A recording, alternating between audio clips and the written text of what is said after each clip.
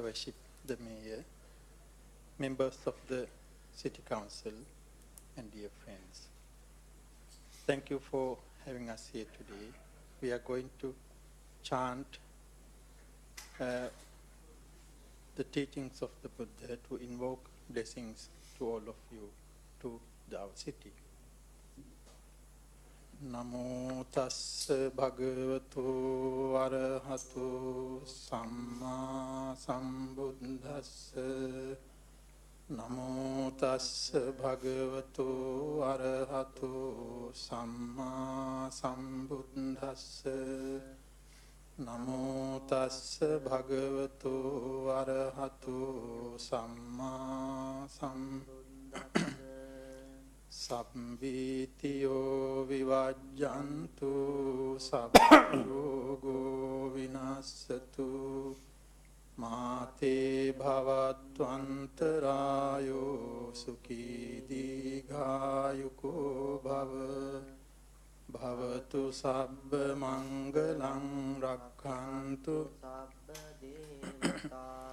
sabba buddhanubhavena sada sotti bhavantu te bhavatu sabba mangalang rakhantu sabba devata sabba dhammanubhavena sada sotti bhavantu bhavatu sabba mangalang rakhantu sabba devata sabba sanghanubhavena sada sotti.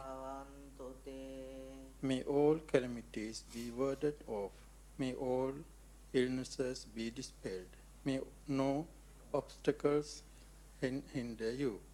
May you live long and happily. May all good fortune come your way.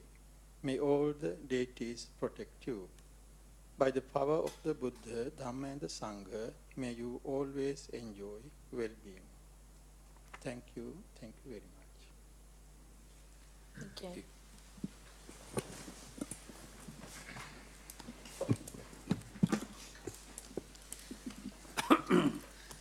Thank you very much. So the council meeting for 25 August is open. I have apologies from Councillor Forsyth and Councillor Wilson for lateness. I'll move. Seconded by the Deputy Mayor. All those in favour? Yes, carried. Just a couple of items first, councillors. There's no voting board and no electronics, as we know, including the timing machine. So Mary is going to ding a bell at 5 minutes, is it? 5 minutes. Yes. Does the council have a sundial? Have a sundial. A sundial? Yes, well... Because I don't know why we bother with clocks. Yes, we could reduce time. But the good news is that the technical people have come and have done some work in the chamber and are returning, and we will have our new mechanisms ready to go at the council meeting in September, which is the last council meeting of the term. So that will be quite an achievement, I think, and one worth celebrating. Which year was that, Your Worship? Yes. I'll check my sundial. Yes, that's right. It's a good point, Councillor Good McPherson. things take time. Yeah. Now, councillors, the other thing is, I just want to note for the record, you know, our best wishes to Lance Vervoort, as you know. But the good news is that he is heading home today, apparently pretty well, and we'll be having a few weeks off, as you can imagine. But I know that we've all passed on our personal best wishes, I'm sure, to him, but this is the official one, and we do hope he's had a speedy recovery, but I guess it could be a reflection of the work that he's been doing, which is he does work very hard, and we hope that he's okay. The other matter I'd like noted is, and this will be for some councillors who have been here a while, Grant Thomas, who was a councillor here, and I think a deputy mayor at one point. Yeah, he now lives in Western Australia, in Perth, and unfortunately he has had quite a severe stroke, and he is in hospital at the moment. So I guess for the record we note that and pass on our best wishes as well. Now some of you will still have some connections, I'm sure, to the family, and hopefully you will pass that on behalf of us, and we do hope that he's going to be okay. Okay, so I've covered off bells and other things. Right, confirmation of the agenda. So the agenda is as is, and of course there's a, you've got the circulated for item 11, and you should have your big book for item 6. So I'll move that the agenda be accepted, seconded by the Deputy Mayor. All those in favour, against, carried. Declarations of interest? None? Right, public forum, we have one speaker in the public forum. That's right. And that person is Bryce Arnold. Bryce, where are you? Come on down, and we've allocated 3 minutes for you to talk to us, and you're coming to talk to us about an item on the agenda, the river plan, the Ferrybank development plan. Yes. Thank you.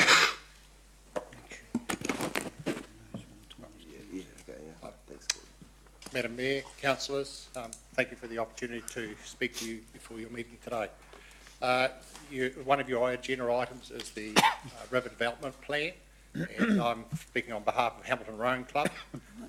There are some things in the documents you have there that seem to omit our presence significantly, we believe. You have a photograph in there on one page, I think it's 24, that has the Ferrybank Rowing Club. It's actually the Hamilton Rowing Club. We have been in existence since 1903 and been on the current site since 1905. So we're just over 101 years on the current site. We applaud the council for undertaking the review. I know that over the last 50-something years there have been many river plan developments proposed. We have a resource consent in operation at the moment to extend our facilities, and with that we're wanting to extend the leased land that we've been on from the reserve. So we are in a position to ready to move where the proposed river banks facility is being proposed, but we would feel that we can operate as we are without changing from the direction that the proposed plan is. But its actual use that's described in the plan would be slightly different. So when you're considering things like that, we would like to continue to consulted and worked with that. And as I said, if the plan is adopted, we've been waiting for the last 5 years to try and do something down there. We have plans that would link in very much with that. We have our own and or other resources that we would call in to mitigate any council funding to actually create a river centre down there. Right. So, as I say, thank you very much for the opportunity to present some information about the document you're about to look at. Okay, and as I say, we support the idea of doing things there. We just like to feel that we can be part of what you want to do down there, right, without significant disruption. Okay, thank you. Bryce, just check if there are any questions for you. No? Yes, Councillor King? So you're saying you haven't been included, or you have been included, or? We've been in discussions with the project developers, the designers, and that. But as far as noting Hamilton Rowing Club's position down there and longevity with there is nothing that's stated in your documents that you've got there, or the fact that we have a current resource consent to do some development down there, which we've been waiting partly of this plan and some things with Tainui to be resolved. So on the plan, have you been allocated a place to continue operating from?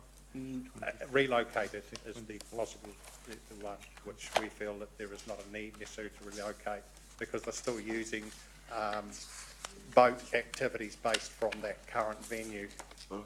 And we just, there are a lot of things to do with congestion, with the proposed relocation of everyone to one point, which we see as not yet being mitigated or measured, and it has been brought up in the discussion sessions with the development groups and the other user groups around there, that when is a study going to be taken of river users current and the proposed increase in numbers and what effect it would have on the river. None of that has been undertaken as yet, which we've requested several times. So is your relocated building, is that part of other rowing clubs? Are you being put together? That's the plan, that there would be possibly an amalgamation of all schools, club facilities based in the current precinct down there. Yeah. And one of the other clubs is an arch rival of yours and has been for a long time. How do you feel about sharing a building with them? We have challenges. We have schools, there are two clubs and there are schools that row out of both clubs. Within the clubs there would be challenges. Within the school and the club there are challenges because schools have plant, clubs have plants, they share plant. The more groups that you have manoeuvring, there is a lot of damage that's done to plant that's taken in and out of the shed, and we're always trying to find out who has caused it. We've talked about putting cameras up to say that you damaged it. So if you get arch clubs and you've got a major regatta coming up, sabotage, not really something to do. And so, because plant can't be repaired sort of in 5 minutes, it's significant. So we're not saying that, but we just feel the ability to have two clubs operating that create their own climates, once they're together, a dominant one would tend to, and one would possibly fade out. So we see that you would end up with not having within the city two competing clubs. You would end up with one club. And my experience with most organisations that are amalgamating, you have a committee here, and if you had another region, Taumuru down the road, you've got another committee. You push them together and you're going to lose 50% of the people that are working for your good cause or common cause. So if you amalgamate rowing clubs, you end up with one president and one set of committee. So where you've got 12 people, 24 with two, you've got 12. So therefore getting things done doesn't happen as much, just my experience. Okay, thank you, Bryce. I'll take one question from you, Councillor Madden, one from you, Councillor Pascoe. Thank you. What's the state of your... Do you have a lease on the property? Yes. And how long... We own the building, we have a lease with the council for the footprint of the building. And is that what's called a community lease? I believe it's something like that, yes. Do you know how long your term is? 21, I think is... From now? 21 years No, left? it expires in 2020. Oh, sorry, expires in 2021. Yes. Beg your pardon. So part of our current proposal of extension and gaining more ground is also to extend that lease time out for the capital investment that we're putting in. Okay, thank you. Councillor Pascoe? Yes, to date, has there been consultation between yourselves, the other club and staff, and indeed the consultants about, what the issues might be in terms of some of the ones that you've outlined to us today? Yes, there has been a lot of talk with the other clubs have the same issues that we do. The proposers of the developers of the plan seem to have adopted okay, we've listened to you, but we're going down this track, not looking at trying to work with what you've got and how we can mitigate it, which is what our argument has been, that we believe we can mitigate and stick to what is being proposed there without losing any of the characteristics of the proposal, or restrictions or limits on other users down there and things like that. So your concern today is that consultation might have concluded now and it's a fait accompli, or are you of the mind that the consultation will probably continue going forward? Speaking with your council staff, we're very confident that there will be ongoing discussions, that it's not a finite plan, it is room for manoeuvring or variance to that. But our greatest concern, I suppose, was the information that is there. We're told that there are files sort of 6 boxes deep that carry the more detail about what I've just presented, whereas we felt that there should have been some more prominent notice or notification within the document that you're about to read this afternoon. So that was why we seized the opportunity to make a small presentation. Thanks, Bryce. Okay, thank you very much. Thank you. Okay, thank you. Now, councillors, I did let you know that we would just have a bit of an update from the CE just about water and our readiness if something happens in relation to, I guess it's as a result of the Havelock North situation. So we'll just take that now. Now, that's just a verbal update. So, Andrew, who's doing that? Are you doing that, are you, Andrew? Okay. So it was just to focus, I guess, on clarity around the way we process water and where we source it from. And secondly, and I guess more importantly, our readiness in terms of how we would go about crisis communications if something did happen, because that seems to be an emerging and rather large issue down there. So Okay. if you could just give us a quick update, I'll that'd be give, great. and happy to take questions on points Okay, for clarification. So just wanted to be very, very clear that Hamilton has a safe water supply, and we have a very high water grading, which is AA. So the first A is for the treatment plant, the second A is for the reticulation, and we've held that grading for the city for over 20 years. And that we are fully compliant with all the requirements of the New Zealand drinking water standards. So that's our baseline. So the question for me then is, well, what does that mean for us? So we have a water safety plan in place, which is a requirement for that level of grading, and that's applied through to the DHB and monitored against regularly and tested against. The water safety plan is essentially a risk framework and a quality assurance framework. So it's all about assurance steps in terms of our ability to supply water and manage public health. And that plan includes a number of pre-prepared response plans should something untoward occur on the network or on the treatment plant. So the performance criteria that we report back goes through to the DHB. They independently verify how we're tracking on all of that. Importantly, our infrastructure has multiple barriers to contamination through the treatment process, so we don't rely on one particular process to achieve the outcome. So if one process were to fail or diminish in its effectiveness, there's others in the treatment train that'll pick up the shortfall. Secondly, we have a good program in our activity management plans around asset condition rating, which underpins our reactive maintenance, preventive maintenance and renewal program, which is also a core component in terms of achieving our grading and compliance testing. And the last main point to touch on is that we have a very extensive sampling and monitoring plan in place. So just to give you a sense of scale, in the last 12 months, we've taken over about 790 water samples and put that through our own in-house lab and our external lab, testing it specifically for E. coli as a marker for other contaminants. And so nothing has come back with a positive result. So in fact, if I take the original Hamilton boundary area, in the last 20 years, we've taken over 6,000 samples. Not one of those have come back with a single positive E. coli result. So just my final note, though, is the whole water network is a public open network. And so it really does come down to how prepared you are to respond if there is an event. And just as a very, very high level, there's a number of procedures in place. So we've got people who are actively managing and monitoring the plant and the network all the time. And we've got some of the best people in the country looking after our plants and reticulation. But secondly, we have very robust automation systems. So if they feel that the human element isn't responding well, that the computer will actually come down and shut down that process or that part of the system, so in a reservoir or the part of the treatment plant itself. Plus, we have a number of pre-prepared media resources around boil water notices where we can just fill in blanks and deploy those. There's a whole protocol around notifications of DHB, public health, drinking water assessor. So I'll just stop there. So just on that though, because that is a point of interest to us, is if, and it sounds like, you know, we've never had a situation we've had to notify, but say we did. We did. How does it work? Because what we hear from Havelock North, whether it's correct or not, what we hear is, you know, they put it up on Facebook. Well, let's say, you know, 90% of people wouldn't look at Facebook at that particular time and those kinds of things. What do we do? Do we go down the street with a loud hailer?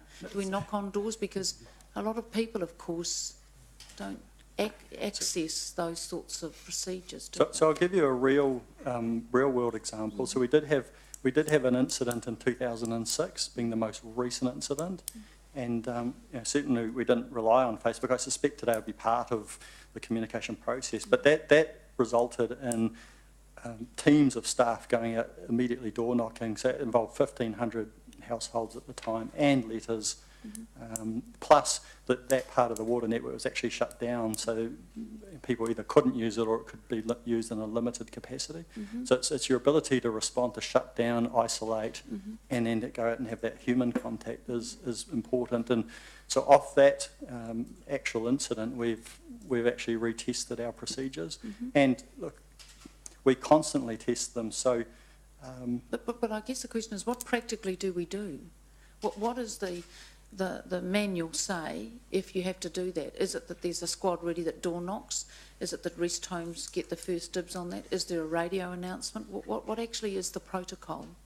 So that it gets out there quickly? Yeah, so all of that. All of that? And it depends, it would depend on scale. So, you know, it depends if it's very, very isolated, or if it's in a reservoir, then it's less isolated. It depends on scale, but if I look at the 2006 example, the organisation simply deploys the necessary resource to get the message out as quickly as possible and isolates the infrastructure that's suspected. And traditionally, you take a very precautionary approach because it's public health that's at stake. Because in 2006 it was a negative test, wasn't it? It was a negative test. It was just a perceived risk. Right. Councillor Mellor?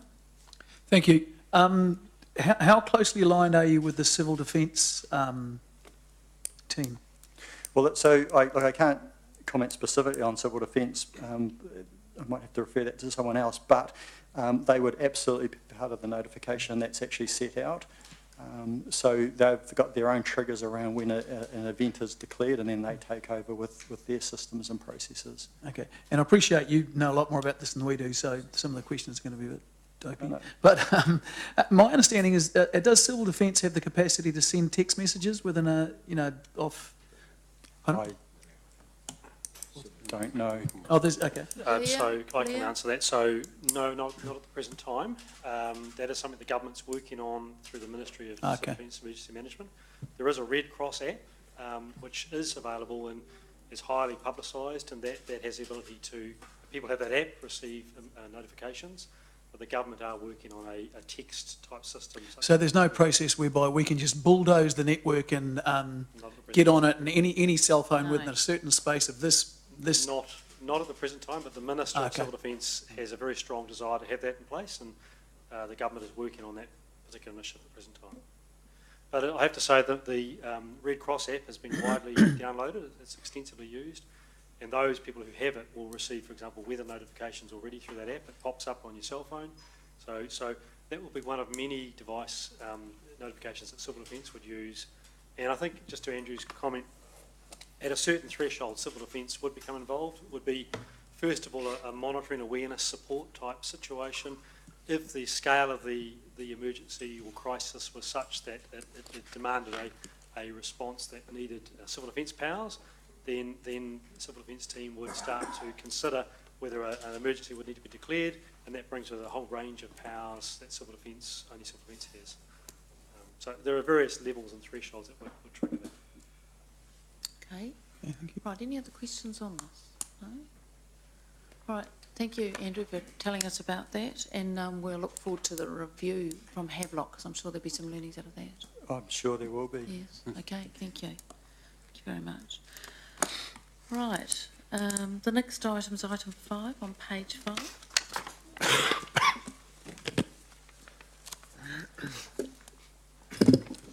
So I think the report is pretty straightforward and clear. Are there any questions in relation to that? You'll move that, Yeah, Deputy Mayor? I'll move and speak. Okay, I'll second it. Okay, would you like to speak on it? Yes, thanks, Your Worship, for bringing this forward to today's meeting. It will resolve fundamentally a short-term technical issue, and so I'm happy to move the resolution. The independent member has been very ill, and she actually did want to come in, but had she come in, it would have been with a wheelchair, with a carer and a medical person, and we didn't think that that was the extent to which we should go. So the short-term solution is to agree that the existing members from council make up that events committee to approve the final round of applications. And look, it is time for councillors to be wise on this. I'm asking you to be wise on this resolution because I can assure you that Councillors Green, Young, Wilson and myself collectively are a safe pair of hands. Thank you. Right. Thank you, Deputy Mayor, but let me set the tone more appropriately. There's going to be no more of that today. Thank you. Okay? and that goes to everyone. Have you seen the car park? Okay, we might make it through the meeting. We have got one more after this one. Councillor Mallett. Thank you. Just a question to Gordon. With all due respect, is the person who's ill, don't want to be too brutal, is she well enough to conduct her work, and should she be relieved? So yes, that is a good question. Democratic staff have had discussions with her, and so yes, she could fall even more ill and not be available. We're hoping that's not going to be the case, and we've been driven by her approach to it. Okay. So I'm relaxed that we go forward, but by removing the need for her to be there, we can make the decisions with Councillor Green, Councillor Young, myself and Councillor Wilson. Presumably we had a community rep there for a reason, because we wanted the community to be represented. Yeah. The original policy provided for 2 independent members. Or independents, right? And the independent member that we're talking about now has been a very valuable member of the events group for a long period of time. And I think really this is, when I say it was a short-term solution under the new mayor and new council, there will be a need to revisit the events policy, whether there's to be a committee or not, or under some other economic development forum. I think that's for the next council. But for this council, we need to finish the business, and this is one way in which we can do it. Okay, thank you. Any other questions? Right, a show of hands, all those in favour, raise your hand. Any against? Councillor Gallagher, which way was your vote? I'm so used to the machine, I can't, I think that was in favour. That counts as a half. Your Worship, that counts as a half vote? It was a half vote. Half vote? Right, okay. Just reinforces the need for technology, of course, doesn't it? Good. Right, item number 6, which is the river plan on page 6. And this is the report on the Ferrybank Development Plan. So, Jake, we've got the plan group here, and we've got a presentation, so I'll hand it over to you. We do. Thank you very much. Speaking of technology, we have a fly-through movie that we would like to show, which won't play up there. Right. So I've got a screen with me, and I'm going to suggest that I set it up on the desk next to you, and that when the time comes to go through that fly-through, that councillors could get to their feet and perhaps go stand near it if they're not comfortable in their seats to see. Sounds good. We need some Sorry, actors. Your Worship, are doesn't we... even work. This one doesn't work either. Does this not work either, the overhead? No, clearly No, not. it does. It does. It's just I have a QuickTime movie file that doesn't work on that computer. Is it a silent movie? That's technology. No point Charlie in being Chaplin. wise after the event. Yeah, like, I mean, it just is a fundamental issue, isn't it? That, the largest inland city in New Zealand, the 4th largest city in New Zealand, serious business is done in here, and our technology support is abysmal.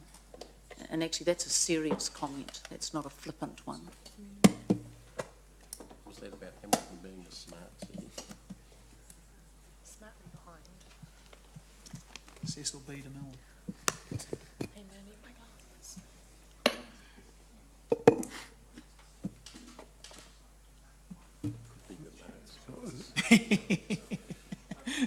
Should we gather round? No, not yet. Oh, Carl. No. The other one. Even before his time.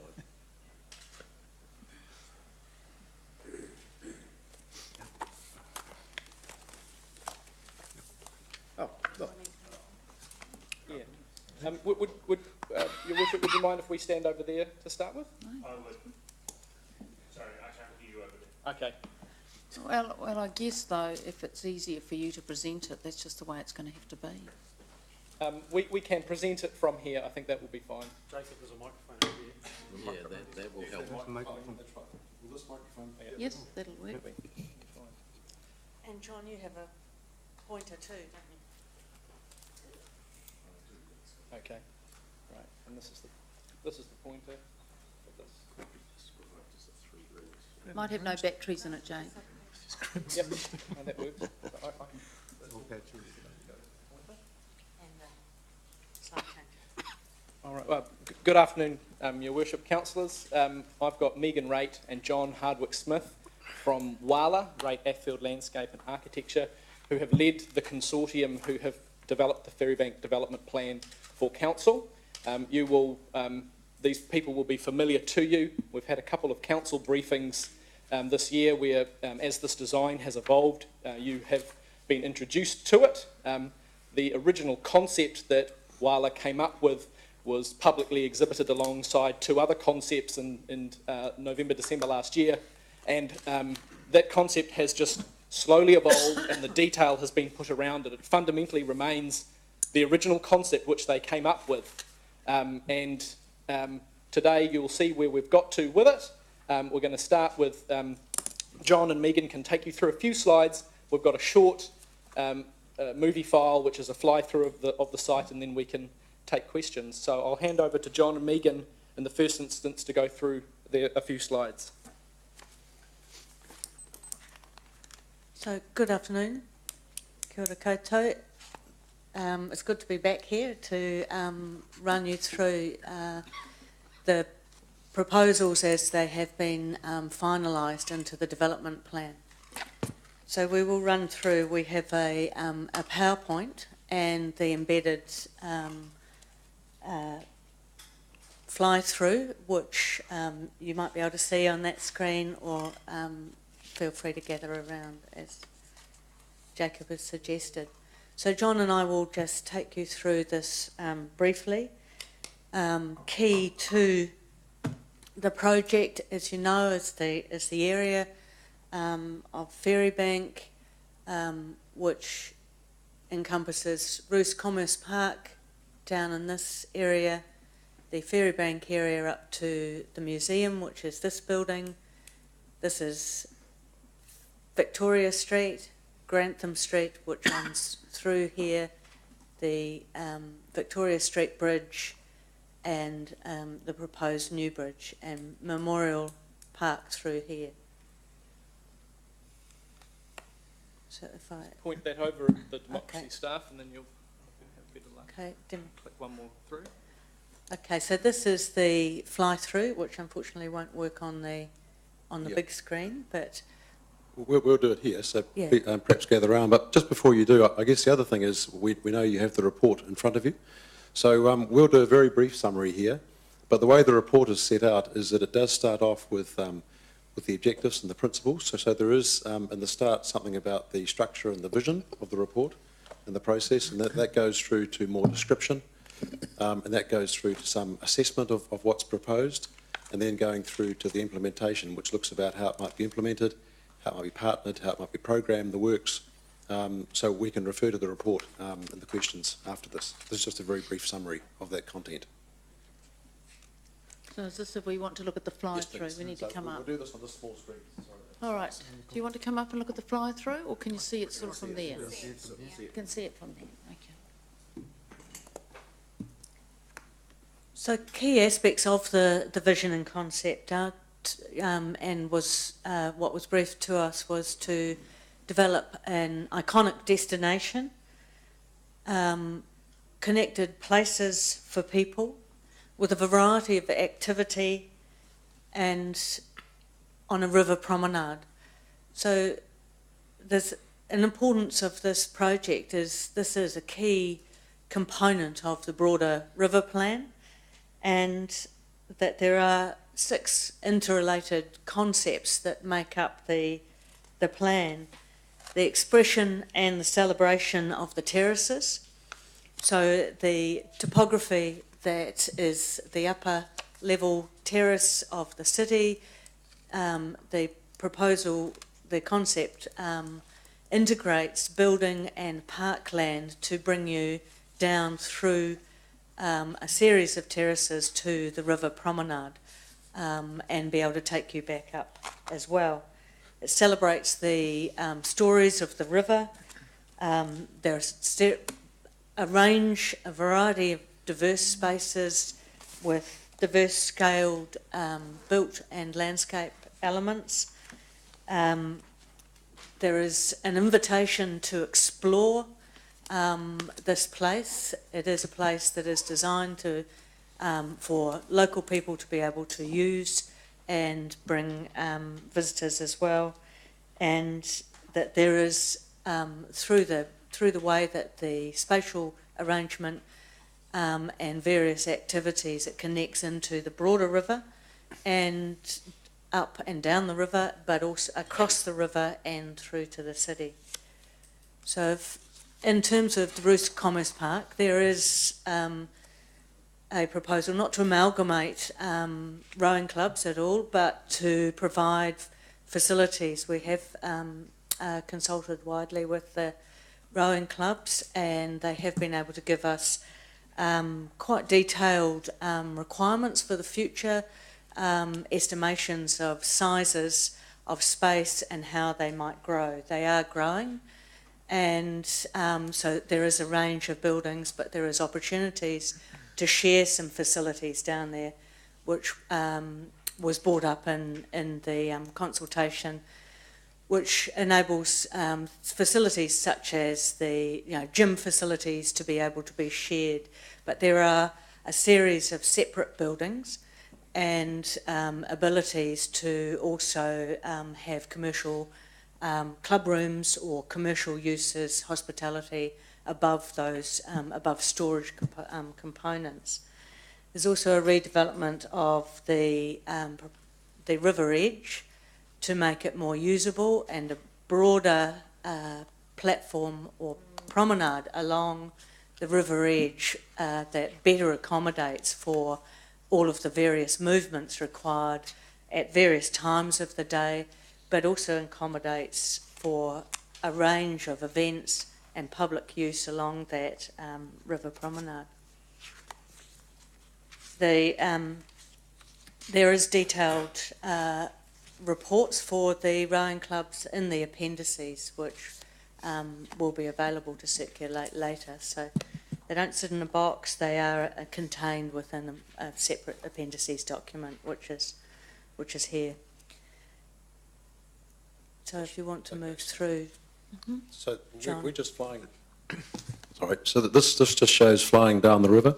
You can see Roost Commerce Park on the left-hand side here. Broad promenade right through the river frontage along the length of the project. Terraced edges, step down to the water, ramps into the water, wide apron. The new buildings, rowing recreational buildings along the edge there between the waterfront promenade and Grantham Street. Wharf redeveloped along this edge here in the historical wharf line, pontoons for water access. Once again, terraces, including seating, ecological terraces, some stormwater treatment in that process. The Waikato Centre, I'll just stop the...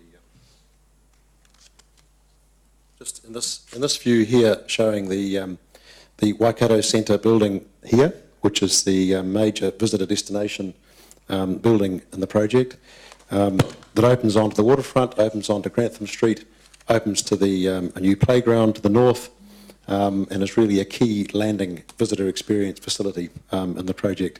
You can see, looking back up the hill, working into the terraces of the landscape, existing buildings, the ANZ building through here, the museum building through here, and then a series of new buildings that step up within the landscape there.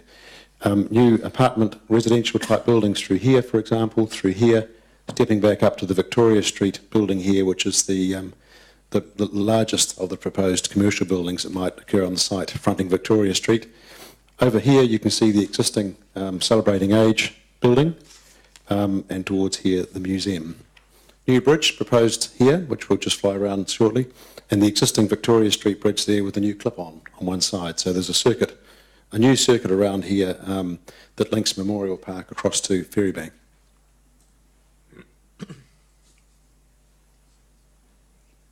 Just moving around there, looking over the new bridge, which lands onto Memorial Park. This is set at the level of Memorial Park, and it lands at the level of the frontage of the museum building, and connects back up to Hood Street, so it's a direct link back to the city.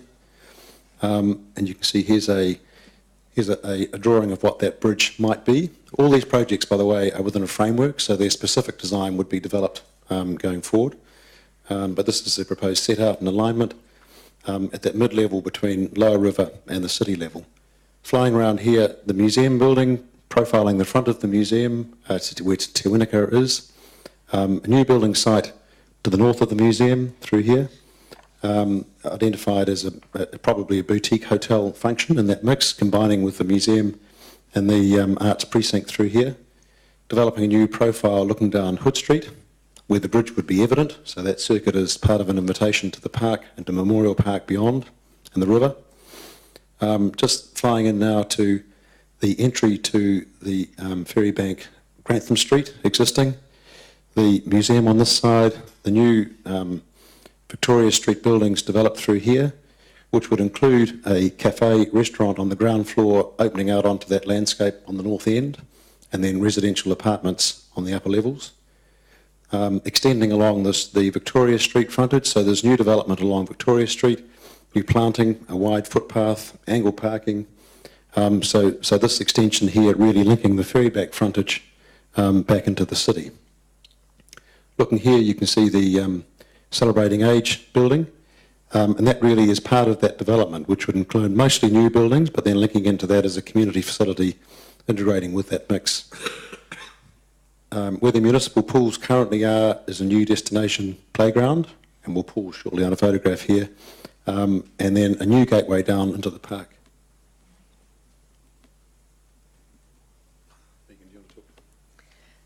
Yes, so the Celebrating Age Centre is proposed to have, it has got capacity to expand within it. It has 2 levels down at its ground level, but also has the opportunity, where it currently has a blank wall onto the municipal pool, it has the opportunity to open up a good visibility into the playground and the park and the river beyond on its southern face. It also, we have felt that it's a really good use for that area, to have a community use which has a whole range of different people being able to use that building in that location, having a custodial relationship over the playground and the broader parkland beyond, and has the ability to connect on the northern side into the new development on the sunny side and into those terraces as well. So there's a lot of opportunity around it.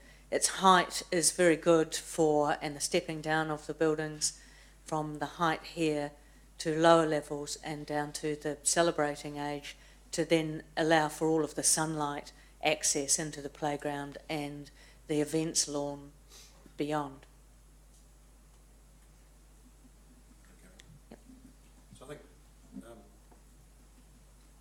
the other part of that view there is just demonstrating the more open landscaping entry into the park at that level, so trees limbed up and a more open view right down to the river and the Waikato Centre on the river's edge.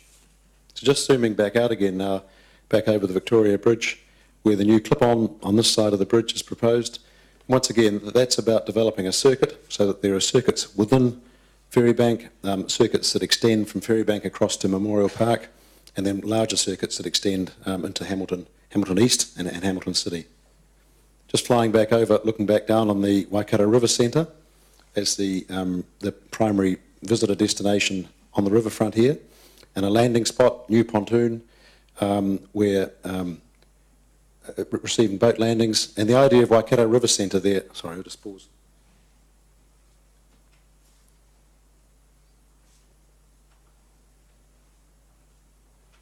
So Waikato River Centre there being the key visitor destination, including a mix of cultural, recreation, education, commercial, hosting in relation to those activities. And like all the buildings on the waterfront here, set up with a base that's on the lower river level, which is resilient and can handle the 51 and 50-year floods, and then terraces that go up above that, that access from Grantham Street, that can provide hosting facilities, events facilities, and a range of other things that support visitor experience over 3 levels and opening on multiple sides.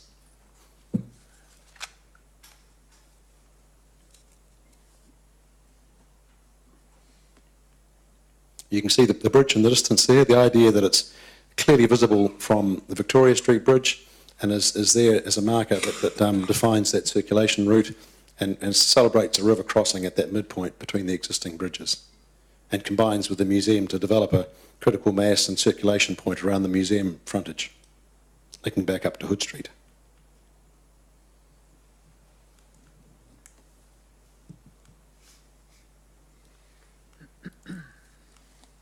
So we have just a few slides to go through, really capturing those various images.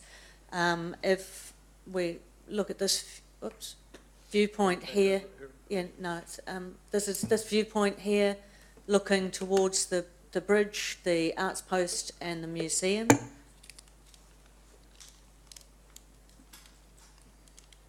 So it's not. I am pointing it, but it's not moving. Are you able to change the slide from there? That would be useful. Thank you. So this is looking from Hood Street behind us, the Arts Post building, new access down to the connection to the bridge, the potential for new building here, which could be facing the river, connected to the river, but also connected to the museum, so that you get a good cluster of activity at this point, really re-engaging people with the river, re-engaging people also with the museum, so that there is, I guess, some other terraces that run across at this level and then at the lower level into the river walkway. This is the next view looking from Grantham Street, Victoria Street intersection, with Grantham Street narrowed to slow the traffic down, has a series of crossings, raised crossings at the points at the various terraces. This is Riverview Terrace.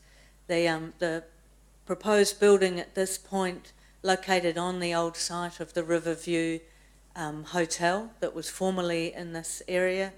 The People's Park in this corner here retained, and good views down to the river. You can just see the edge of a proposed Waikato River Centre at that point down at the river edge. Is the bus stop still there? The bus stop can still be, yes, the bus stop is still, there's still a bus stop along, can be along Grantham Street, and also can be along Victoria Street as well. I was going to say, you'll see these precedents in your report, but these are really there as precedents in that they are buildings that are partnerships in public space and commercial development. In both cases, these are apartment buildings on the upper levels with lower level combination of restaurant and so on. So this is the type of building, not the form. In each case, the form's obviously different. And once again, this is a master plan rather than a building design. So we would see something of this quality developed there that caters for this mix, which provides a very high commercial yield, provides a living population in relation to public space, and provides for high value tenancies on the ground floor that can work in relation to good quality landscape. The next views are these views that you've seen of the playground, and then we come down to the river's edge and look back at the Waikato River Centre. So the playground, destination playground in this location on the old municipal pool site, and then a smaller playground down at the river's edge that you can visually connect through to the river, through the idea, I guess, concept or vision for that playground being a landscape playground that relates to the river and the terracing and connects accessible access, new accessible access down through the events lawn. The removal of the pools opens up a much longer frontage along Victoria Street with much broader connective views down to the river. So these are some examples of the type of playground that could be developed there that really engages with the natural landscape and the terracing that is there. So this is a sketch of a lower playground that connects into that mid-level of the proposed Waikato River Centre. The upper level connects to the Grantham Street at that level. This level also connects to Grantham Street, but at the other end. And this is the connection from the museum terrace through to the river promenade at this point. So this is a view back onto the Waikato River Centre. Did you want to say a few more things around Yep, that? I think really you've seen this image, but it's really about a building that punches way beyond its footprint. It's one that extends a sense of welcome and gateway to the whole site. So the idea of an iconic structure, an extending roof, landscape terraces, including in the mix hosting facilities, cafes, restaurants that have a level of activity that really activates a much broader river and recreates, I guess, the sense of this place being a critical landing point on the Waikato River. But the next, that's just looking at the kind of spaces that might support. This is on the Grantham Street level, so you see looking down to the river terrace below. And this would be the main entry area, for example. And it could be an everyday use in terms of a restaurant cafe, but this space extends towards us in the picture, which could also support large area Saturday activities, market, day and night. So the idea that this is setting up a piece of infrastructure that extends and it enables a large piece of landscape and river frontage in which it sits. And these kind of examples we've referred to, not in terms of the architectural style necessarily, but the idea of iconic structures that extend generous welcomes, thresholds, housing a mix of cultural, the idea of a visitor centre, but also incorporating active and commercial activities that provide a yield within their program. So the next series of images come down Grantham Street and look down at the broadened river promenade along the front of proposed new rowing club buildings, series of buildings from the smaller scale to these larger ones through here up to this area here. The lawn at the end, and at this point being able to be occupied in a number of different ways and creating a lot of flexibility in that area. Currently the area has got a lot of different levels through here and a lot of space that is not able to be used, particularly not able to be used in events. So this allows a platform through this area where the rowing clubs can come out and use all of this space along that Bruce Commerce Park area, and a series of terraced edges at this point that you can carry boats down easily, and terraced edge along here, and then these ecological terraces which also have a stepped access down to the river's edge. There's also 3 boat ramps in the similar locations to where boat ramps currently are.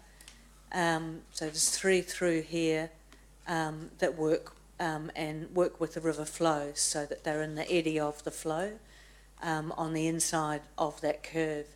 Beyond those terraces, the beach access still remains at the base of those boat ramps here where the deposits gather on that inside curve away from the fast flows of the river.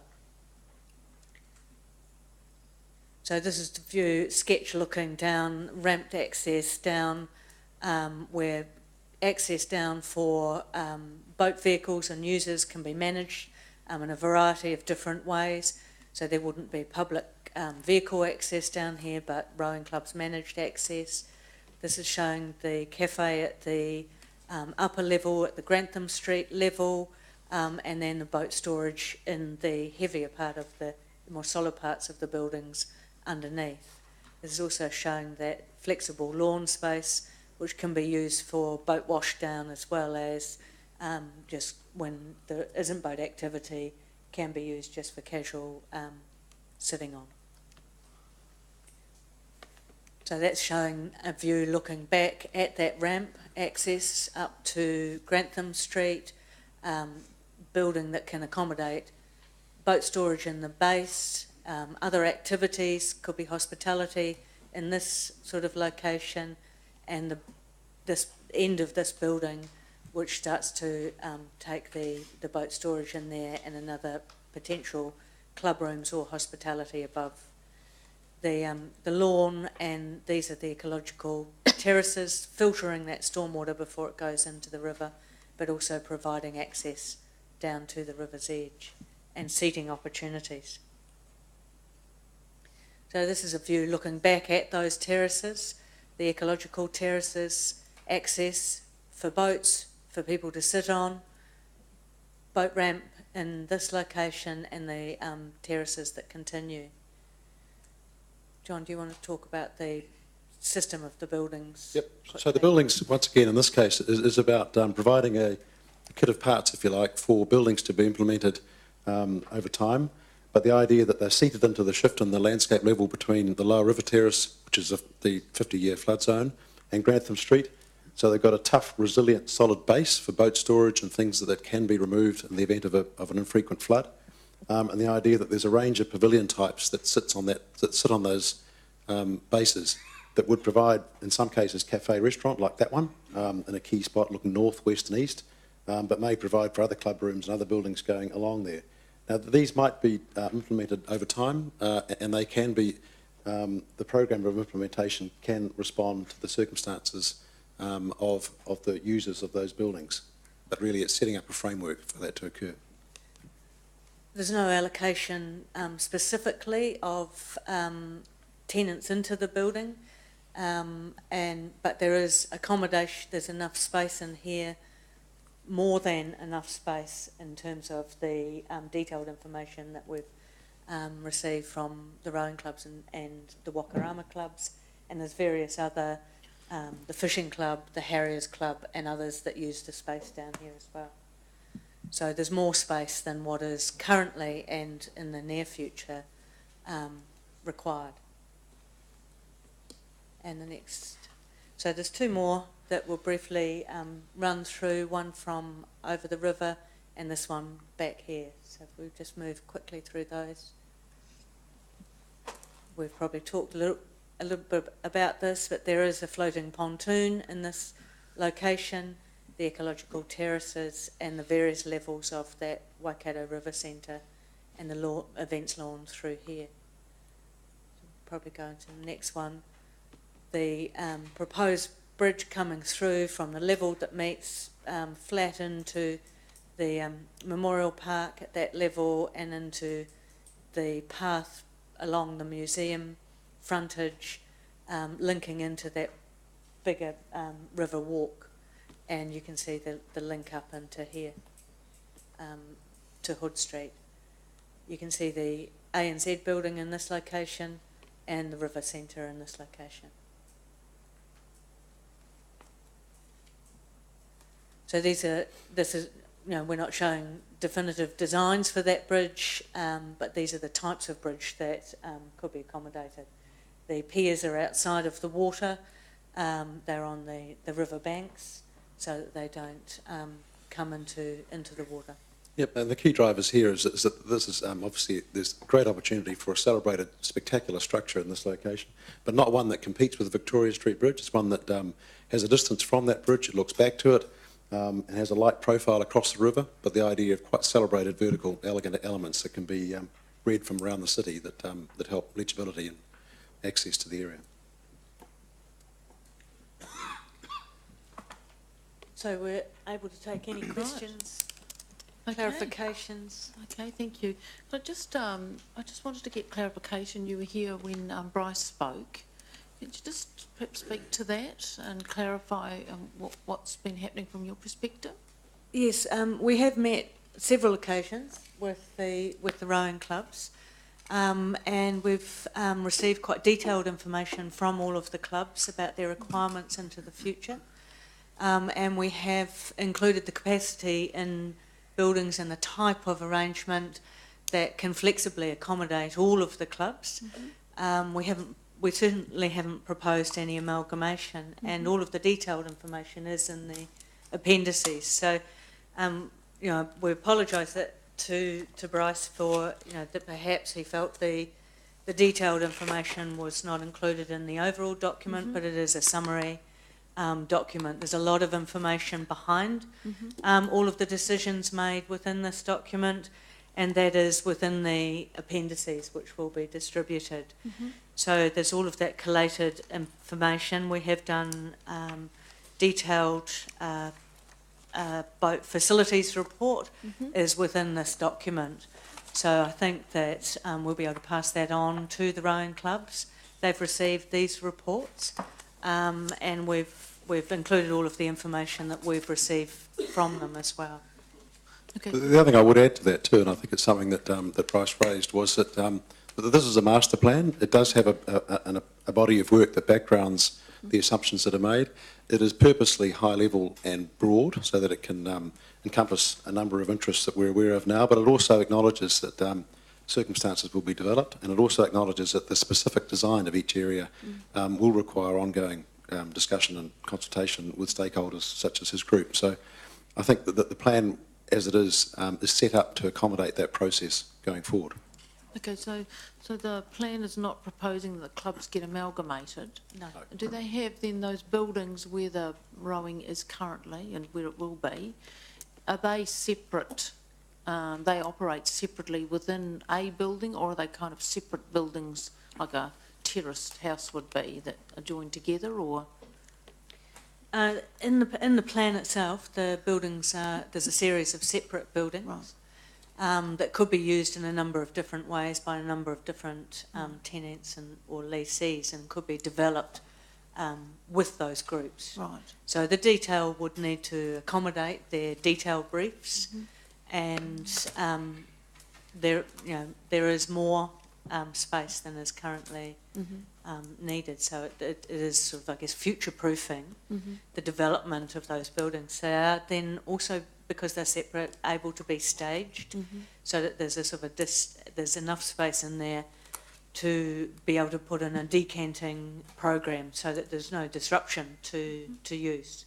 So some of the staging strategy and the staging or implementation strategy is a strategy, and there's enough flexibility in that to be able to accommodate that type of decanting and staged development as funding for redevelopment of facilities is available. In that report you talked about, is that the kind of thing Bryce was talking about, analysing the traffic flow of the rowing clubs and what their requirements are? Is that that report you just talked about? There isn't any detailed traffic management study that's been undertaken. What we have done is looked at the flows and the use of those spaces and the sizes. So there's a lot more space available. There's a lot more flatter space available, and flexibility of the way that it's used. But detailed studies can also inform the next stages. Okay, right. Questions? Yes, Councillor Mellon. This one's to Jacob. Again, on page 6, we've got finance status. There is a budget allocated. If there's a budget allocated, presumably you can tell us what it is. I can. So if you go down to section 28 onwards of the council report, I refer to a $200,000. I'll start from the top. The last financial year, there was a $250,000 budget set aside for river plan activities. Of that money, $200,000 was earmarked by the project governance group, so that's the chief executive. And hang on, you can't have $200,000 out of $150,000. Sorry, out of $250,000. Sorry, $250,000 river plan budget last financial year. Of that, $200,000 was earmarked for the development of the Ferrybank development plan. Of that, $150,000 was put aside for the specific contract that Wala have delivered to develop this document. There was also money spent on the other, the $10,000 to each of the finalists that did their work, and there's been some other money spent on, other related costs to the project like QS work and the like. But yeah, this is $200,000 was what we've set aside for the development of the Ferrybank development plan, which has been tabled today. So for the year ended June 2016, the budget was $250,000. Correct. And how much has been spent, sorry? So the river plan budget was spent. Okay, the 250 budgeted, 250 spent. I couldn't tell you the exact number, but it's very close. Okay. And so next, for the next 10 years, it's $500,000, is that right? That's correct. And that's the budget for work, this kind of work, not building buildings, obviously. That's correct. That's the Okay. overall envelope of funds that's in the 10-year plan for progressing river plan projects, planning work, and other related activities. It's never envisaged to pay for everything that would result from a plan like this. Okay. This one to the consultants. The most common word I heard was cafe, restaurant, event hosting, and another word I heard lots of times was high yielding. I'm not a real estate expert, but I don't think those two things go in the same sentences, do they? I could be wrong. We've been using the word high yielding in the context of that is looking at getting the balance of activities here that go from things that will create a yield to support the funding of some parts of the process, hand in hand with things that will create and provide amenity. So, for example, and we showed those precedents like Clyde Quay Wharf on the Wellington waterfront. So, sorry, just to be clear what you said then, you're using the word, and correct me if I'm wrong, you're using the word yield to mean two things. A, rent, and B, pleasantness, amenity. Yep, well, we're using that to talk about the range of things that are doing what you said, that the yield in two, but yield certainly from a commercial point of view, but yield also in terms of other benefits that those projects will contribute to public space. And for example, if we're looking at residential use, for example, that's one that has a very high yield in this context commercially, but it also has one that has contributes significant benefits in terms of habitation and a population in a public space. Examples like the cafe and restaurant, it depends on their timing and it depends on where they are, but in some cases they'll be very high yielding commercially, in other cases they'll be less high yielding commercially, but they will support and enable other aspects that will yield both in terms of commercial and public amenity. So I guess we've been using those terms loosely to work through those range of activities. To the extent that something yields the non-monetary things, you're not going to get a private, or very unlikely to get private sector investment. So presumably that would fall back on the ratepayer. Well, we think that in the cases we've shown that, and I think that's a critical point, is that we haven't filled up every floor, every building with cafes and restaurants. We're saying there are some key places where we think there's a critical mix of population that will support it. The amenity in that area is right in terms of access, sun, view, but we think there are a number of other places that won't support cafes and restaurants, certainly on day one. They may on year 5 and they may on year 10. And those spaces are set up that enables those catalyst areas to be set up on a commercial basis, and then the ability for that to transition over time as the critical mass and activity and population grows in the area. So, and this may be beyond what you've done and beyond what you've been asked to do as well. You haven't gone and yet there's no spreadsheets that says there's a building here that's $10 million that's going to generate $800,000 a year rent. No, we haven't been that specific. You'll see that there is some breakdown in terms of the split of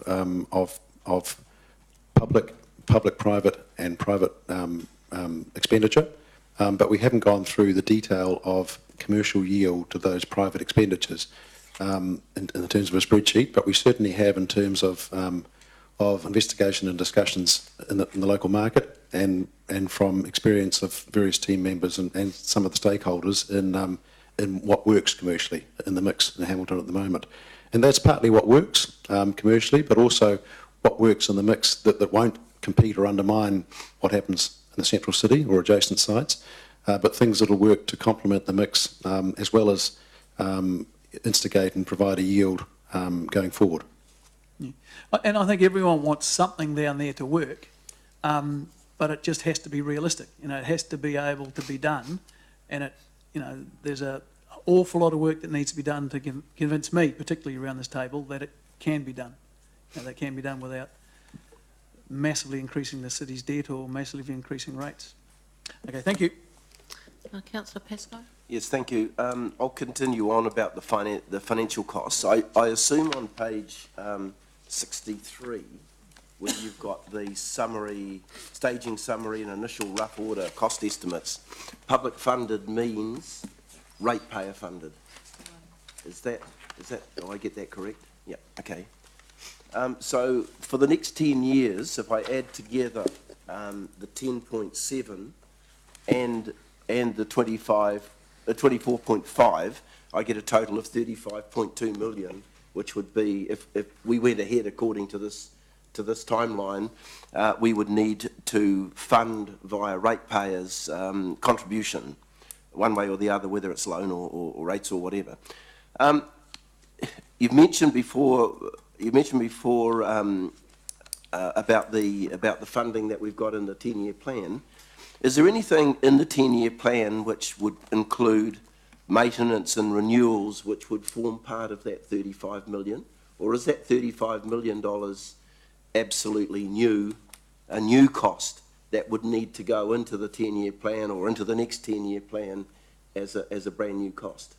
Just one thing I would background on that before Jacob answers is you'll see on that on the same page 61, that the private development includes the Victoria Street buildings, which, as we said, talking through, that's probably the largest, highest commercially yielding component of the scheme. So those are proposed also to occur as early as they can in the mix, and they would occur in parallel with the stage one of the public and private public. So it would be anticipated that there would be a level of return that comes from those that may help back. May help some of that $35 million cost, yeah. Okay.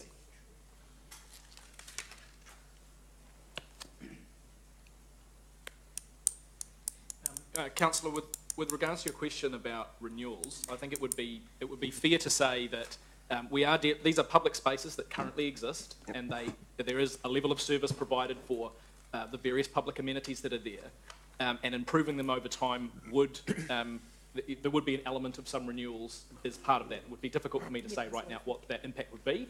It wouldn't be substantial. It wouldn't be by any. Wouldn't be the 35 million. No, I understand not, that, but I was kind of looking for an amount, an idea of an amount that would come through via depreciation and what we would otherwise do, which of course is funded annually by the ratepayer, that depreciation is. But what we would otherwise do in terms of maintaining some of the buildings and some of the amenities there, which obviously we wouldn't need to do because we would have rebuilt. We would have rebuilt on the site, perhaps a new building or redone the amenities.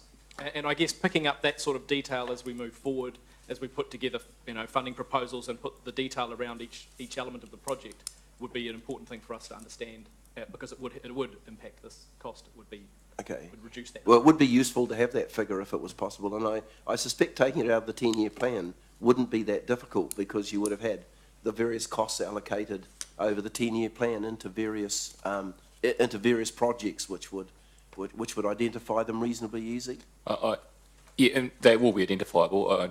Like Jacob said, I don't suggest they'll be significant. Okay, all right.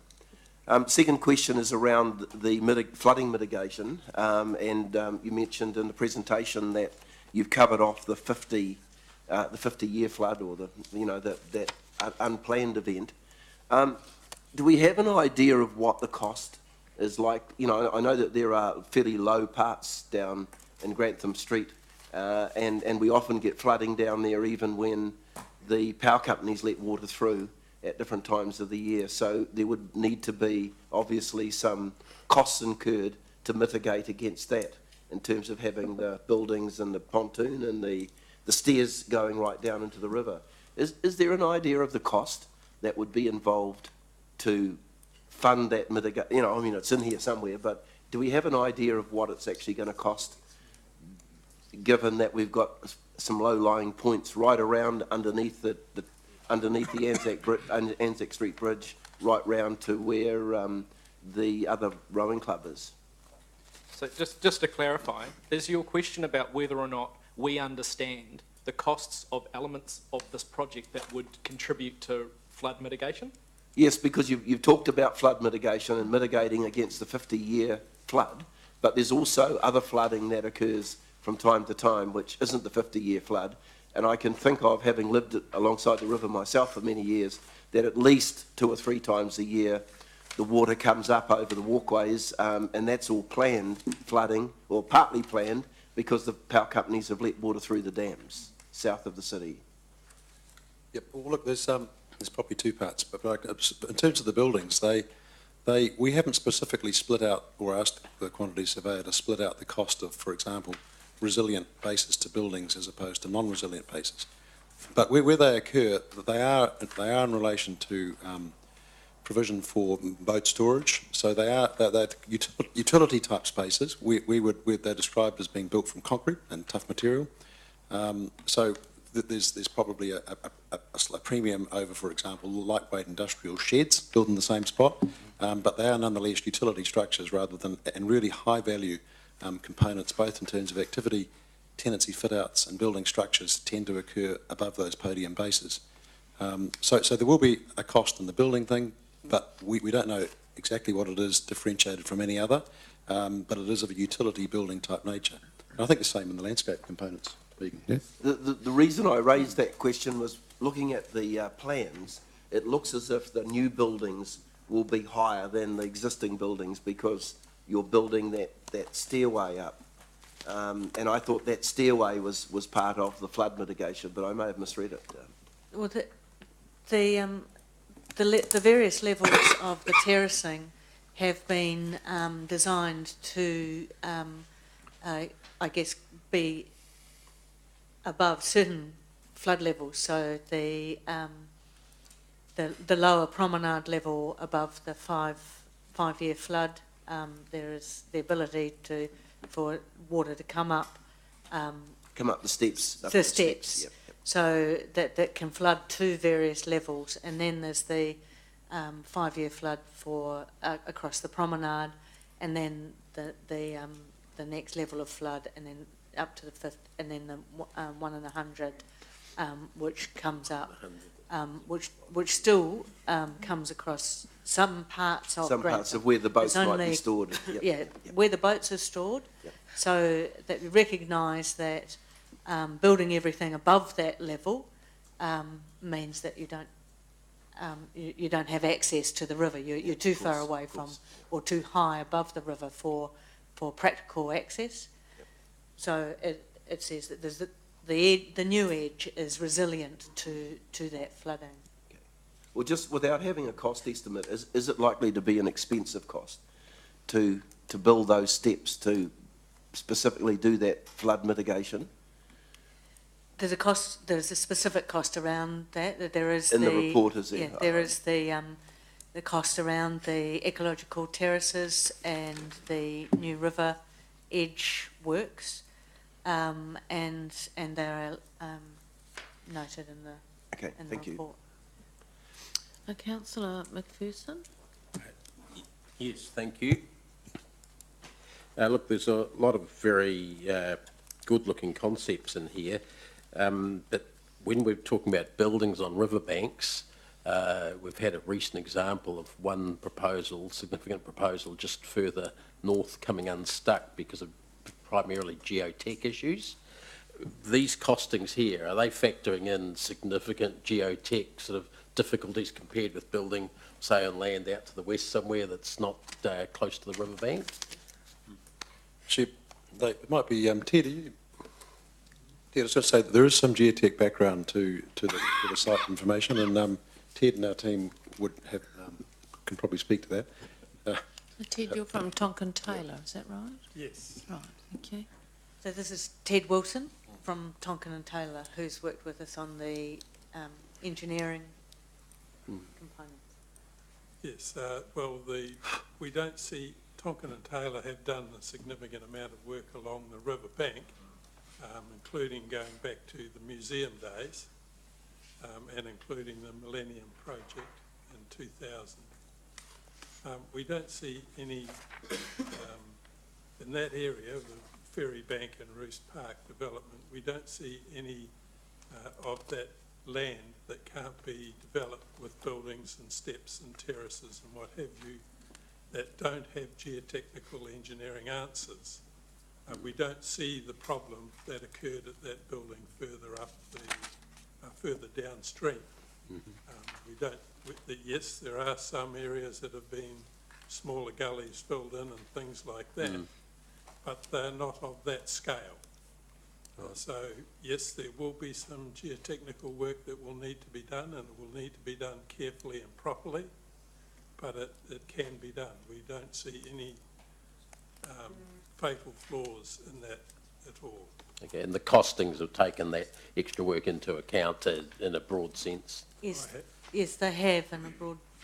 Yes, they have in a broad sense, and certainly the quantity surveyor has benchmarked other developments on waterfronts or other, in fact, much less stable environments than this as a base for developing costs.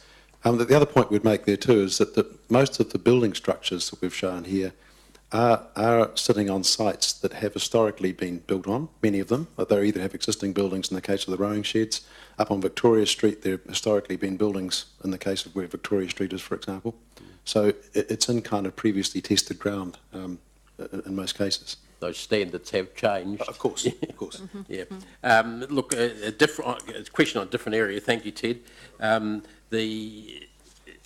This project or collection of projects, you've been sent away to do a particular job, but impacting on that and coming right in the middle of it, or just the last part of it really, is another major public project the council is, the founders there, the council's required to find an extra $30 million that's essentially unbudgeted for, and the public will be required to find an extra amount of somewhat similar size at the same time.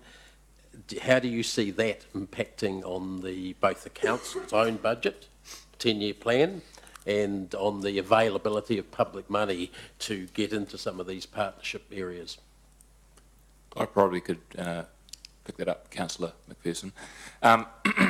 So these are outline costs, and it's indicative costs. We call them rough order costs. They do represent a significant budget for a transformation of a significant area of the city. Likewise, the founders is going to place a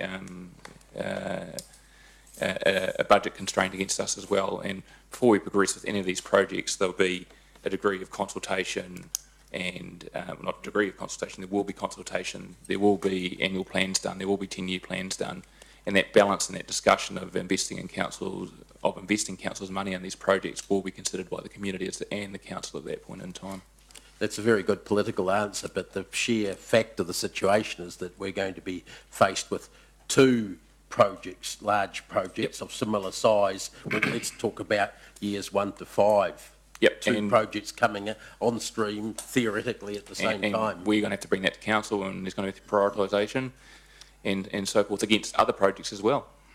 Yeah, but these are two new ones, significant ones, not envisaged in years 4 onwards of the current 10-year plan. And I think one of the key advantages in this project is it's definitely considered, as was questioned earlier by Councillor Pascoe, the public funded aspects, the public-private funded portion, as well as the private investment, as well as phasing it over 15 years as well. So it's trying to address that burden, not having it in one particular period as well. So, and likewise, we've managed to secure at least an opportunity to discuss with a third party around founders for an investment, and that's limiting our commitment, and likewise that same opportunity may arise here as well.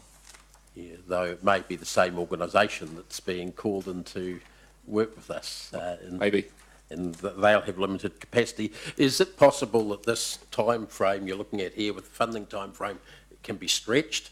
You know, you're saying it needs to be front-loaded quite a bit, but given the founders issue, is that something that you could see wouldn't hurt the project if it got stretched a bit more because it had to accommodate founders, or the city had to accommodate founders fundraising? I mean, was it really absolutely. So the team have put together what they believe is a reasonably phased project, and I'm asking them if they think that it would it hurt the project if it took a bit longer than 18 years because we had some other funding constraints, major one which I've mentioned. It certainly wouldn't absolutely hurt the project. It would just slow down the outcomes at for the other end. The staging strategy has been put together in what we consider, and with various inputs, the most logical steps and timeframes that could practically be achieved, but it could easily be staged in a different configuration and also over a longer period. Sure. Thanks. I was going to say, I think there are, I think while the plan's certainly resilient and is flexible in terms of that, I guess the other background issues there is acknowledging that there's something about momentum, there's something about expectation, there's something about disruption in terms of works going on and all these things. So naturally, those things are better managed if they can occur, you know, reasonably concurrently rather than being drawn out over too long a time. And I guess we've been certainly involved in projects that have taken a long time and others that have happened much more quickly. And the more, there's certainly some benefits in those things being rolled out to keep that momentum moving. But they are distinct sub-projects within this group, aren't they? Yes. Yeah, yeah. And the other one, last question, relates to the physical aspect of a new founders theatre. One of the suggestions being proposed to the council is that a new founders theatre might go in this precinct area somewhere. Is that something you've had a look at all? Because I certainly came late in the piece, and wouldn't blame you if you haven't looked at it, but I'm just wondering if that did occur to you, given the public suggestions that came forward. Well, yes, it has come late in the piece, and I guess we haven't considered it in any detail into this project. But we do think the mix that's proposed in this project offers the best, a very good, supportive building type to the public space around it. Okay.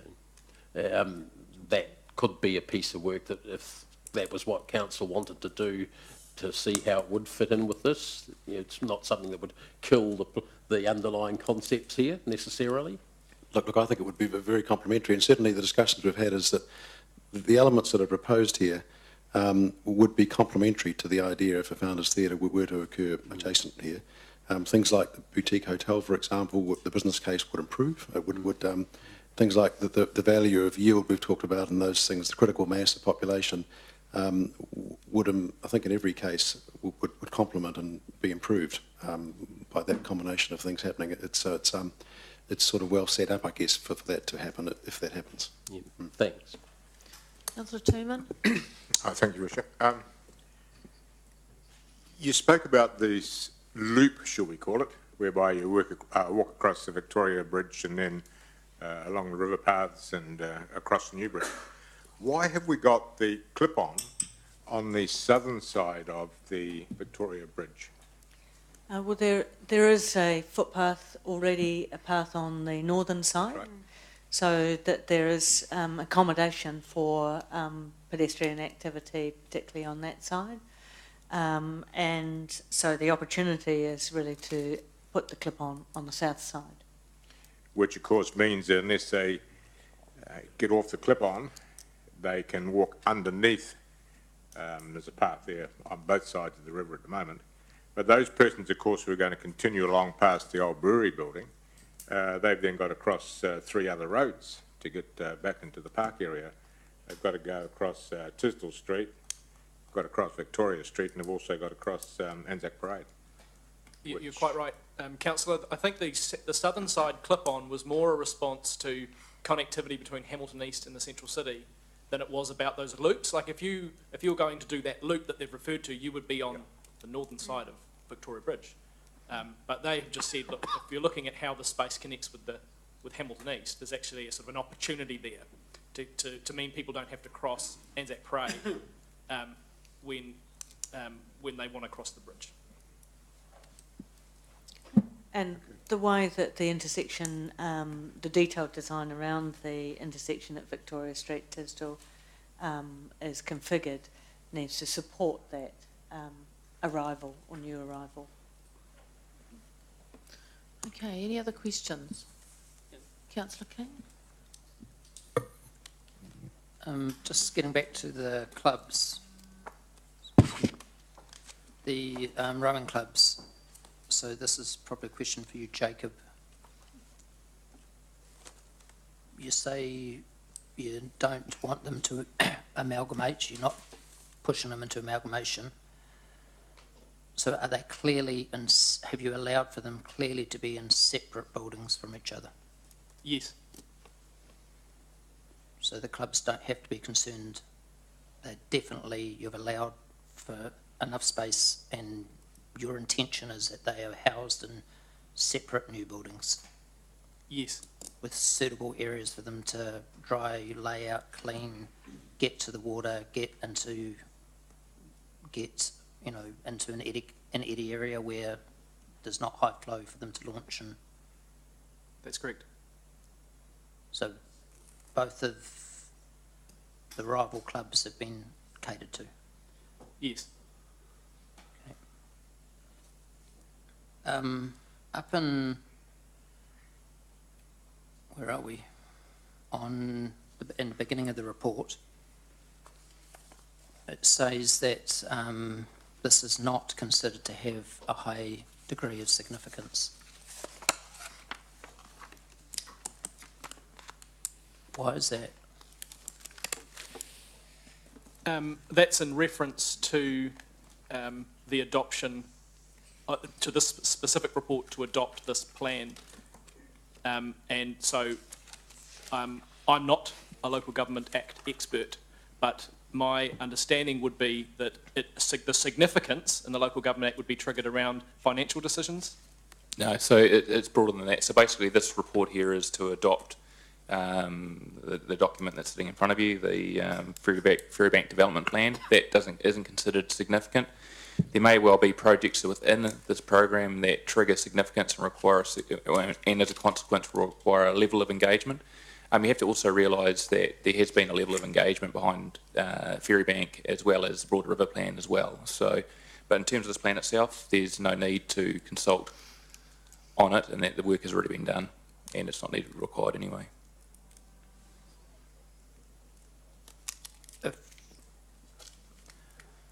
If we're adopting this plan,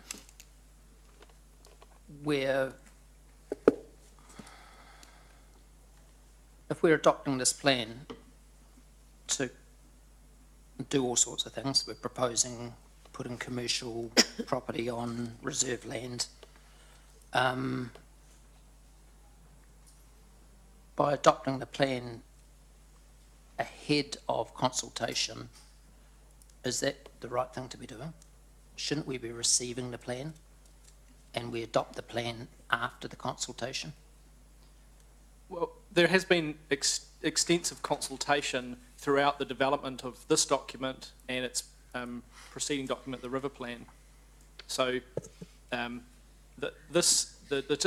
decision here today is basically having all that work being done to adopt this as a vision for the future of the Ferrybank. That's what's being asked of you today. If this council adopts this plan, aren't we being preemptive ahead of the consultation? I don't believe to commercialise reserve land. I don't believe that consultation has taken place. That's correct. And by us receiving this plan, which clearly commercialises reserve land, we're going ahead of the consultation. We're jumping ahead of the consultation. We should be receiving this plan. We should be going to consultation on those aspects of it. And then after consultation, we're in a position to adopt the plan. So the plan in itself, by adopting it, doesn't activate any of those requirements, doesn't trigger any Reserve Act requirements. You'll see on the recommendation on page 6, it talks about staff commence discussions with the Department of Conservation and Waikato Tainui, but in respect of any reserve land revocation, there's actually a legislative framework we've got to go through which requires consultation and so forth, and any decision to go down that track would require a separate resolution from this council to instigate that process. So why are we adopting a plan ahead of the consultation? Surely until the consultation's been done, we're not in a position to consider this with an open mind. We're preempting where we stand, which would mean later on, when after the consultation comes, when we go to full consultation, this council won't be in a position then to, this would have to then go out to an independent commissioner, because by us accepting this, we're preempting this plan. But the plan isn't affecting any outcomes apart from setting a vision and a high-level master plan for that Ferrybank area. That's what by adopting that, that's all you're adopting. All the other aspects in here are encapsulated in terms of the next steps, with the main next step being that a stage 1 detailed implementation plan to be brought back on 31 December. And that'll be the next stage, whereby there'll be a detailed plan. Within that detailed plan, there will be, if there is revocation required or if there is changes required, council will endorse that, and as part of that will adopt that document, and any of the actions falling out of that document will then have to be triggered, and we'll go off and progress with those. So by adoption today, effectively you're adopting a vision and a high-level development plan, and then the various triggers under that in terms of C, D and E basically take us through to the next stage, but it still requires us to come back to council to seek that sign off that detailed implementation plan. Well, I think that these are very bold statements, and by us adopting this ahead of consultation, we're preempting the outcome, and we haven't got an open mind anymore, and we need to accept it, go to consultation, and at that stage, after consultation, you can adopt. And I believe that you're jeopardising this council's ongoing ability to go into consultation with an open mind, not having heard what the public have to say about commercialising reserve land, which is all part of this document. And at that stage, you're going to have to, I would say you would have to bring in independent commissioners to hear it, and this council won't be able to sit, the members of this council who vote today won't be able to sit and listen to that and judge on it. And what I'm saying is we need to receive it, but not adopt it. We can't adopt it until after public consultation. And this is about process. I think adopting a plan that has a whole lot of corresponding actions and future work is completely consistent with the normal operation of this council. And I've put plans before this council before, which have had actions within them that involve items of significance that will have associated pieces of work. And those plans have been adopted. I think the adoption of a plan is what a council does when it seeks up to a high-level vision for the future. I think we're being too casual about it.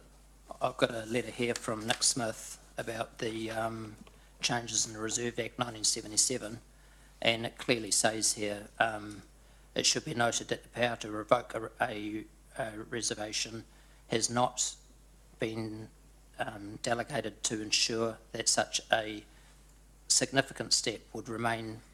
It's up to the minister to do that. Okay, we're guardians. But we're preempting where we're going here today. If we adopt this, we need to accept it, and we need to consult, and we need to adopt after consultation. It's a one-word change on what we've got here in our staff recommendation from adopt to receive. So the council should be receiving, should be receiving the report, not adopting the report until after that, until after we've gone to consultation. So what's the, who's the person that does Reserves Act revocations? It's normally Lance. Yes, so Lance, my understanding would be that you'd need, in terms of to go through the reserve reclassification process, you'd actually need quite a lot of detail so that there's an understanding of what that reserve was going to be used for and the purpose that it's still, the purpose that it was going to be changed to. So the adoption of a high-level plan would be quite a separate process from the consultation that would need to be undergone as part of that reclassification. Mm-hmm. So are you saying that you see those as different things? I see them as two separate processes. Mm-hmm. Yes. The process is set out in the Reserves Act, isn't it? Yes, it is, and it would be quite prescriptive? detailed, and it would be around the purpose of that reclassification. So you'd need a significant amount of detail to be able to undergo that consultation. So that's what's required is set out in the legislation, the process and what information you are required to. Yes, I don't have that right in put front out. of me now, but it would be that there would be a certain amount of detail it would be a more detailed level of planning at that point. And the Parks and Open Spaces team, with their people who know about Reserve Act matters, have been involved in the drafting of this language and of this plan, and they were the ones who advised us about how long these processes would take and what they involve. So, may I continue? Yes, yes. So I believe that's, by us adopting this today, we won't have an open mind, and I'll put an amendment up at the time, and I will be challenged on this later on, if this gets adopted today, that this council hasn't got an open mind, and that independent commissioners will need to come in to hear it. So that's where I stand on it. The pier that's in the pictures, is that going to be suitable for river boats to be able to take people to other destinations on the river? Is it more for the canoes and the rowing clubs?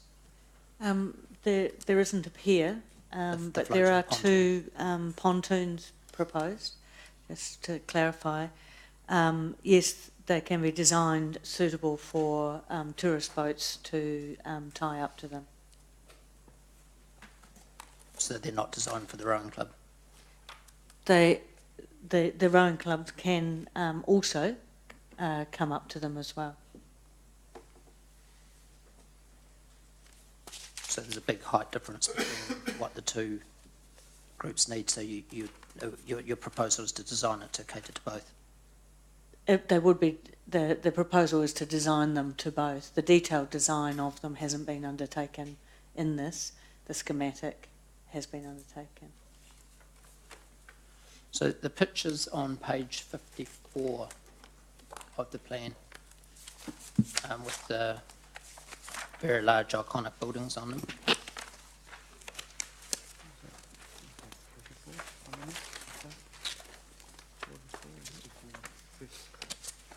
Were any of these buildings built on reserve land? 52, is that page 52? Yeah. 54. Plan in the agenda. Sorry. You add 2 to your report for every page number, I think. Okay. Look, there's a range of precedents there, that they're built on different circumstances. I'm not aware of them being built on reserve land. I know one project I'm very familiar with is the Clyde Quay Wharf project, which is in the top left-hand corner. And the bottom. And the bottom image as well. And that was the status of that land was certainly very complicated. And the process that went towards it was one a bit like this, where there was a master plan developed. The process about the status of the land followed that, and then went out to develop it, and became a development from that. So it wasn't reserve status, but it was certainly complicated by the fact that it went over the high water line, and it was between regional council, city council, and I think 1 or 2 other ownership components that complicated the site that were resolved as part of the process following the master plan. So the apartments that you've designed, that you've proposed to go on here, and the other commercial buildings, the smaller commercial buildings, why have you decided to put them on reserve land when they couldn't they have gone anywhere up Victoria Street on the river? Why? The set out of the buildings on the plan is, in each case, the location of the building and the approximate size of the building in terms of its length and height is set out in a number of factors to do with the landscape, its access, the opportunities it has to enable landscape beside it, and the scale of buildings in relation to the scale of buildings generally in Hamilton and on the ferry bank. So all those considerations about scale, as well as also looking at clusters of buildings that can work and have an economic basis as a development in groupings that have a critical mass. So all those things have gone into the mix. So a bit about the ideal physical makeup on a site, given the predominance of this as a riverside parkland, but also looking at the buildings as developable units in this, within the framework of them being partnerships or private developments. So that's the basis for that. Now, certainly in some cases there's some flex, and we talk about that flex in this document, that some of those can move a bit one way or the other, or be slightly higher or not. An example of that is a boutique hotel, for example, north of the museum site. We think there's some scope for that to be a bit taller, of a certain type of design, and we've talked about those sort of flexes that we think could produce a good outcome. So that's how this has been approached. Now as to, as opposed to saying, and I guess in that approach we're saying, look, we're looking at the best outcome for this piece of the city and this piece of the river. That's with the background, with the ability to then look at the status of the land and work through that as required. Now, like I said, there's some scope, once again, to move things a bit this way or that, or to change those in response to a whole lot of circumstances, not just the status of the land, but also the circumstances of the users or developers of those components as they land. We've also looked at the value, amenity value, as well as the spatial value and visual value of the open spaces that these buildings support. So and where critical space is best, where the best location for that open space is. So, for example, the space where the municipal pool is, out to Anzac Parade, offers you the best opportunity for both physical and visual access and use from the city down to the river. So that's an important piece of public open space to retain. And if you're looking at the Victoria Street building, for example, the north end of that is we think reasonably constrained by providing a good quality open space that enters from Grantham Street. It's set out a bit by the corridor looking down Knox Street, so that there's a sense of looking down both Knox and Hood Street, of looking into that area of open space that fronts the museum, good landscape, north face to that development. And we think the south end of Victoria Street is constrained by preserving a sense of open space and outlook from the cathedral towards the river. So we think, once again, that is a matter of degree. It could be a metre or two one way or the other there, but we think that those are things that spatially constrain those buildings, and as well as the scale of it being an appropriate scale for a development of the nature that we've talked about. Look, I'm not saying that you guys haven't done a good job with the brief that you were given. We were told, do you remember being told when we were briefed as a council by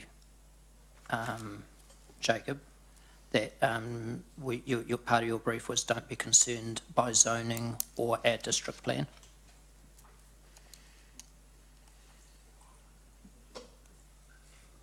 I can't exactly recall that. You don't remember that comment? I don't exactly recall that comment. Well, was that part of your brief, to not be concerned with zoning or not be concerned with their district plan? In other words, just do what you thought was best with the land, disregarding what the zoning was? I mean, there are... Now, hang on, I'm just asking the question. You're welcome to answer as well if you like. Do you remember saying that, Jacob? Not in those words. Well, I wrote it down in your words, word for word, when you said it. Okay, so what I would expect that I was trying to communicate was that we made a whole lot of information available to the design team about the constraints of the site, and we also let them know about all of the different land classifications and bits and pieces that were at play, so they knew about them. But we also didn't want to be overly hindered by, for example, the reserve classification on Victoria Street. So, that piece of land, they have determined as an ideal site for a specific development, and they have proposed that, and they've outlined the steps that would need to be taken if council decided to do that to enable it. I don't disagree that the design team, when they've been told to do whatever they think suitable with the land, I'm not saying they haven't done a good job. I think they've done a fantastic job. But where I'm heading here is, were you told to disregard the zoning of the land? Because that's what we were told at the briefing. Were you told to... We certainly weren't told to disregard it. Well, it was part of the mix of considerations. And we certainly have, there is changes to zoning that are required quite often in these type and scale of projects. Not always is this land zoned and allocated in such a way that is able to sustain that zoning for eternity. These type of processes have had to happen on the Wellington waterfront, on the Auckland waterfront. Yeah, but those areas on aren't other reserve land, are they? projects. There hasn't been reserve as specific, but there is reserve revocation does occur in projects.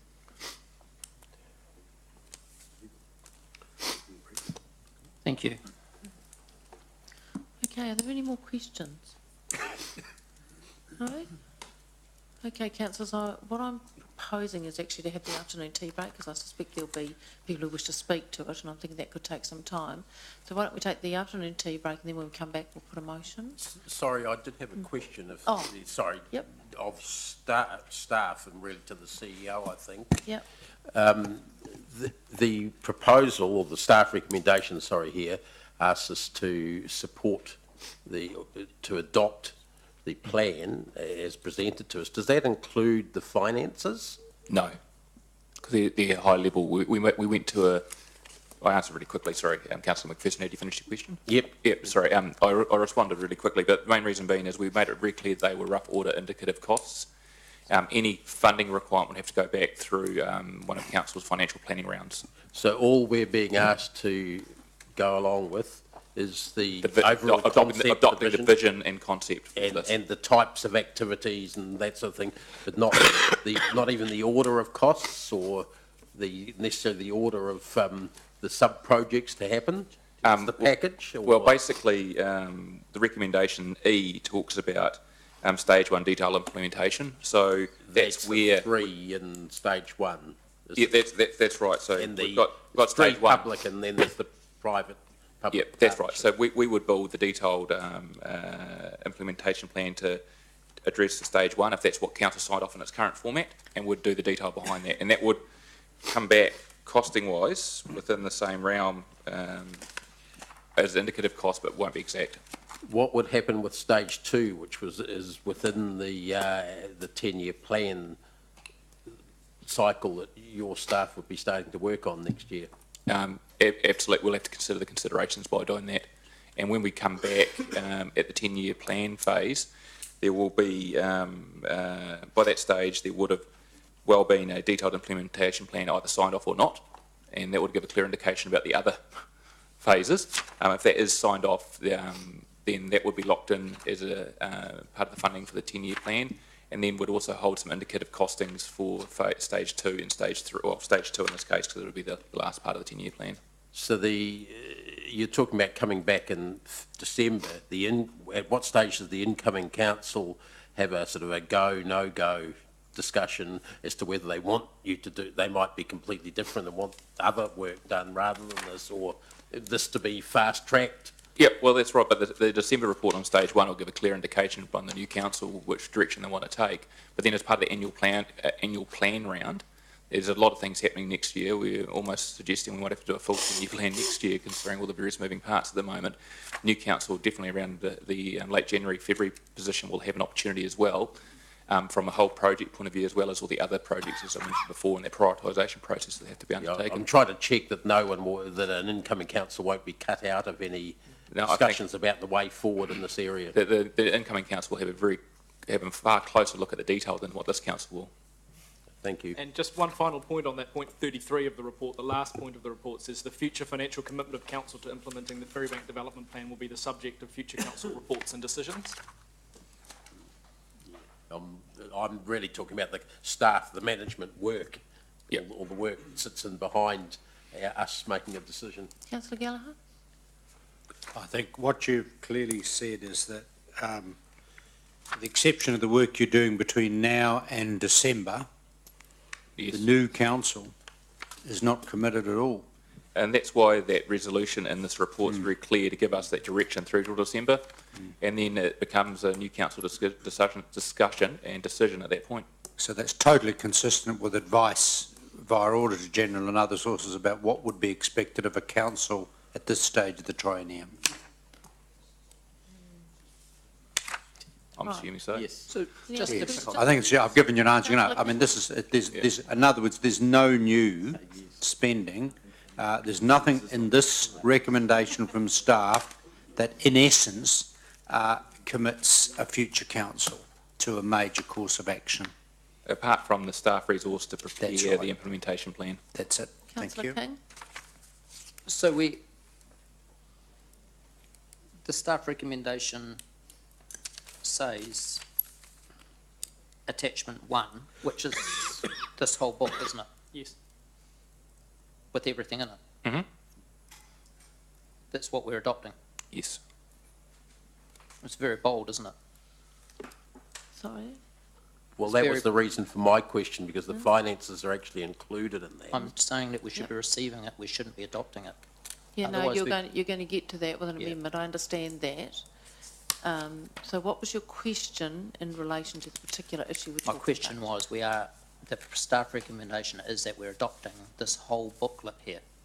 But it's no different from other plans where we've adopted the plan, and then when it came to the significant expenditure, there was a report back to council, business cases, and all that aspect to it as well. And that's going to be no different to this scenario. Some of these will, well, actually, probably none of them will be within my delegated authority. They probably will have to come back to council for decision. And that's where the rubber hits the road in terms of either the decision to act in terms of whatever legislative process is required to achieve an underlying goal, or to spend money to achieve a build. What I'm saying, and I'm going back to it, is that we're preempting our decision-making, and we're not going with an open mind when we go into consultation. No, Councillor King, you've said that a number of times, and you're free to test that with your colleagues after a cup of tea. It's about doing what's right. So any other questions on this? Okay, so we'll be back at 1:45.